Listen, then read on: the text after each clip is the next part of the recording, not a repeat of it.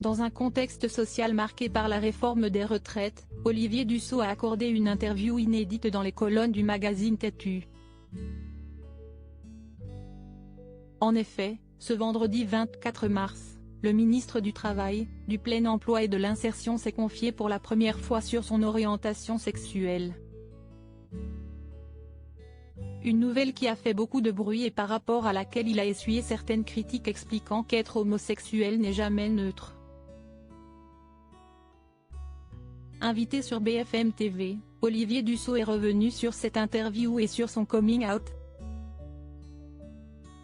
Ce jeudi 6 avril, le ministre du Travail, du Plein Emploi et de l'Insertion était l'invité de BFM TV dans le face-à-face.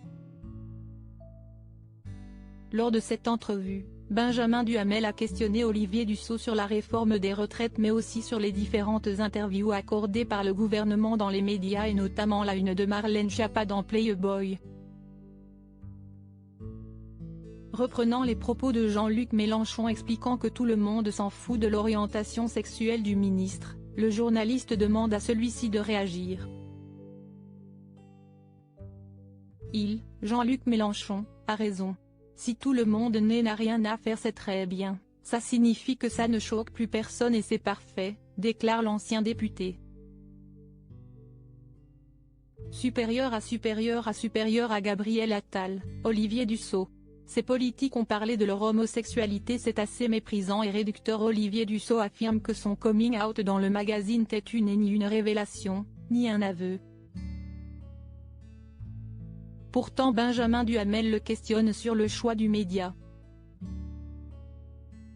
Je considère que Têtu est un magazine qui existe depuis des dizaines d'années, et dans l'interview on m'a posé des questions sur la politique et la réforme des retraites, explique le ministre dans un premier temps. Le ministre explique également que c'est assez réducteur, assez conservateur et assez méprisant de leur part de penser que la magazine Têtu n'est pas assez politique et qu'il ne devrait s'intéresser qu'à des questions sur la communauté des LGBT et ne pas s'intéresser à la politique en général. Un choix qu'Olivier Dussopt ne regrette pas. Article écrit en collaboration avec 6 médias. Crédit photo, Stéphane Le Mouton.